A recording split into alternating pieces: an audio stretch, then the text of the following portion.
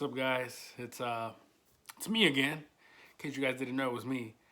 Uh, well, today it's a little different video. Today I'm gonna give you guys tips on first time babies. There's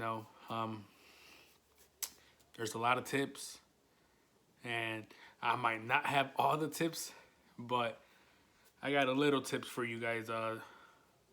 Step number one is make sure before you baby comes home, before your wife goes into labor, make sure you get all the sleep you can get. Please get all your sleep. Get all your sleep, because Jesus, it's true what they say. The baby takes your sleep, because I forgot what sleep is. Yeah, I mean, the mom does sleep a lot less than the guy does, due to, depends if you're breastfeeding or not, but the mom sleeps a lot less. So take care of your wife, take care of your partner or whatever, you know. Uh, Tip number two is, if somebody offers help, take the help. Because there's going to be times where you're not in the mood to do anything. You're not in the mood to clean or go grocery shopping. Well, other than you're not going to be in the mood, you're not going to have time. You're not going to have no time to do that. So if somebody comes to you and, offers you to help you cook, help you clean, just take it. I was one of those that I'm like, oh, no, we can do it. We can do it. But now that I have my baby, I'm like, no, help. But, it's not an everyday thing. It's more like, when you're stressed out, when your baby doesn't let you sleep at night, that's when you do it. I mean, it all depends. Hopefully, you guys have somebody to help you guys out. If you guys don't, then good luck to you guys. Not as in like good luck, like you're screwed. No, like good luck, like it's possible. It's possible you can do it, but it's just more. It's gonna be more on you, right? So, tip number three is more depending on the gender of your baby.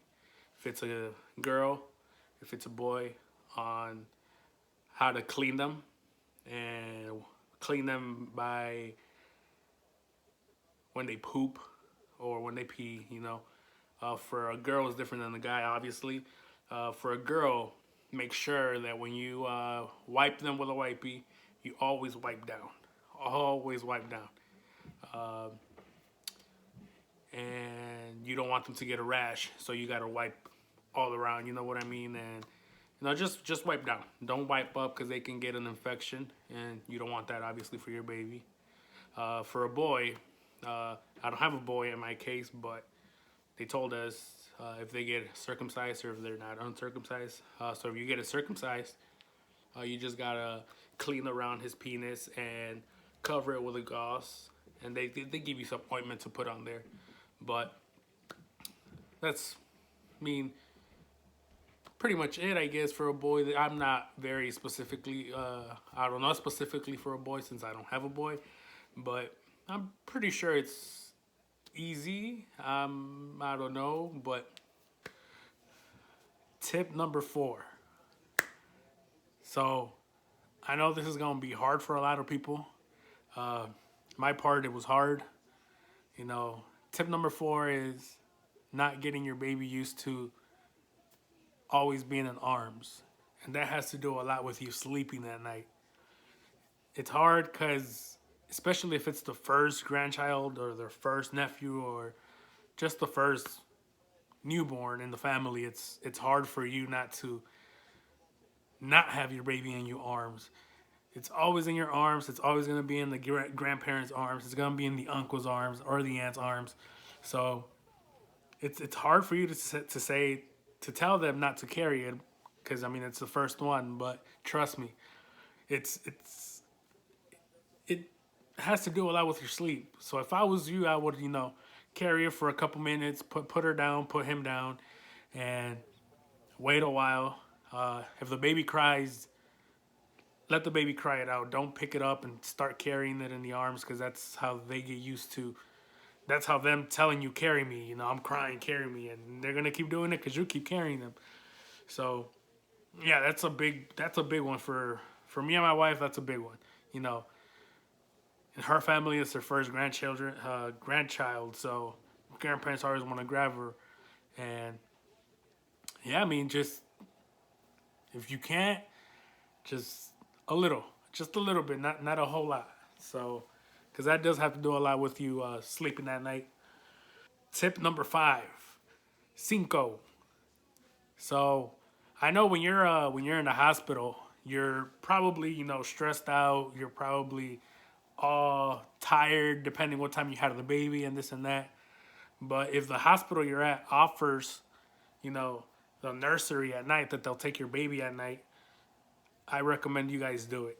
Because at the end of the day, you're going to be so tired. You're going to be stressed out. You're going to be all of them in one that you're going to want the baby to go to the nursery. I know you're not going to want, so it's the first time you have your newborn with you.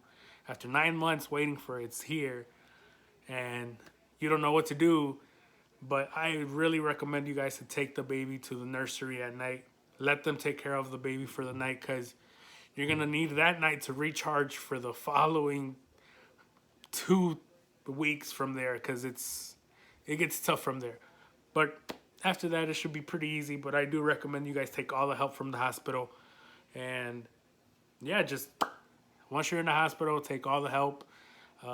Ask questions. Seriously, ask all the questions you have at the hospital because they are more than happy to help you out. And believe me, we asked a lot of questions. Even if you don't know how to swaddle a baby, they'll help you out. Yeah, just ask questions at the hospital and make sure to let them know everything. It might be the most awkwardest questions or the funniest questions, but better be safe than sorry. So just ask and get all the help at the hospital. Tip number 6. I'm a big guy, so I need to eat. So buy snacks for the hospital and for home. For us, we had the baby. We were in the hospital late at night, so the cafeteria was closed. And well, I mean, I was hungry. I couldn't do anything, so I had to drive out, and I didn't want to leave out because my wife was in labor. But I was really really hungry, so I had to leave because we were up since the morning, so I had to go eat. But other than that, yeah, I mean, buy snacks because you don't know how long the labor is gonna take. You don't know if the cafeteria is open, so buy snacks. I mean, literally stack up in snacks, even though you might not finish all of your snacks. Buy snacks and not uh, not even for the hospital, but for home. Because at home, once you get home from the hospital, it's like now what? Your wife's not gonna have time to cook all the time. I mean, unless you're a pretty good cook. I'm not that good of a cook, but if you know how to cook and throw it down in the kitchen, then good for you. But if not, take snacks for home. Um, Even though if you do know how to cook, you're not gonna want to cook because it's just gonna be too much. Just buy little snacks to keep at home. Um, and yeah, I mean, munch up on everything you can. You know, make sure it's healthy because then you're gonna have stomach aches and all that, and you don't want that because yeah, it's gonna be bad later on. Uh, yeah, I mean, get some papitas with some salsa. Tip number 7. This is one of the biggest ones, especially being Hispanic. Uh, Visitors. It's it's hard, but I recommend you guys to say no to visitors on your first day after your baby was born and your first day at home. It's it's basically more for your wife. She just literally gave birth to your child, and it's just for her comfort. It's you're trying to make her feel better. She's in pain. She's she's just emotionally drained. And everything. and you don't want her to feel uncomfortable. You know, she might be comfortable with her family, not with mine as much, but you know, just for her own good, and you know, your own good too, because you want to spend quality time with just you two and the baby. But just say no to visitors during the first day of birth or the first day at home. And at home, it's just, you know, it's your first day at home. You don't know what to do yet, and you're just trying to, you know, feel at home. I guess, you know, you'll understand once you're there. But it's if I was you, I would just say no to visitors on the first day of birth and on the first day that you're at home. You know, and another thing is, if a family member is sick, just tell them, sorry, you know, I love you guys, but, you know, it's for my baby's safety, for my baby's health. I mean, they should know. They should be very, they shouldn't give you any problem with that, but you should be good for that. And yeah, I mean, remember, not on the first day of birth or on the first day at home, or if they're sick. You know, those are the top three. But yeah, hope you guys take this advice and use it, because this is a very important one. Tip number 8, remember to always help your wife out. But in this case, in this tip is do, it's like making shifts. Make night shifts, not night shifts basically, but shifts. What me and my wife have been doing is, you know, throughout the day I help her out, you know, if she needs anything. But this is basically at night. At night it's when she's we're both tired, but you know, I don't know how to explain this. It's like, so since she's breastfeeding, she feeds the baby, and then once she's done feeding the baby, that's when I take over, and I just let the baby go to bed, make the baby go to bed, you know, sleep her till she's knocked out, then I go put her in her bed. And once that's done, you know, she wakes up again, she feeds her, and then I take over. So it's basically like little shifts like that. I mean, obviously, if you're giving her formula, I'm guessing it's much easier for the dad just taking the night shift and letting the mom sleep, or, you know, vice versa. But yeah, I mean, it's pretty simple. Tip number 9.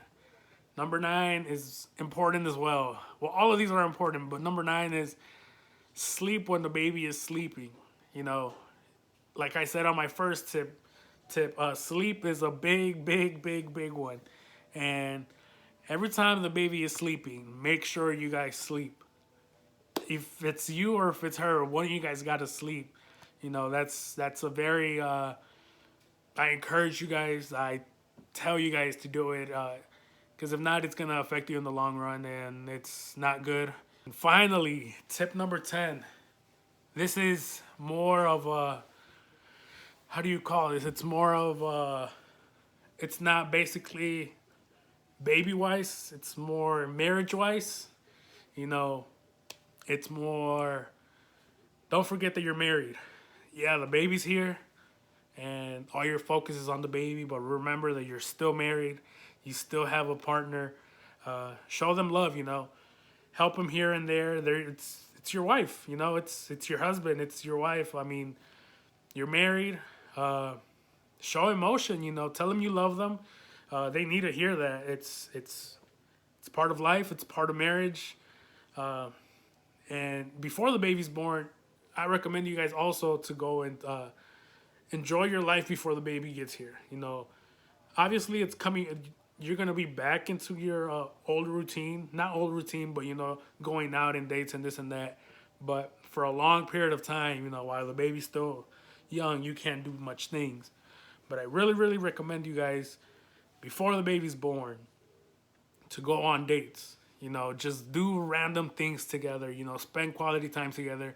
Because when the baby gets here, it's all on the baby. But like I said, don't forget you're married. Always try to impress your partner. Do everything for your partner. And yeah, just love them and do everything for them. They're here for you and you're here for them. And yeah. Hey guys, I hope you guys liked this video. Stay tuned for the next video. From now on, I'm going to start posting my videos every Monday. I'm gonna try to do around 5, but time-wise, I don't know yet. But Mondays for sure. Yeah, stay tuned. Subscribe, like, comment, leave down below. Other tips for other parents so they can see as well. Yeah, guys. Hope you guys like it and love you guys, and I'll see you guys next time.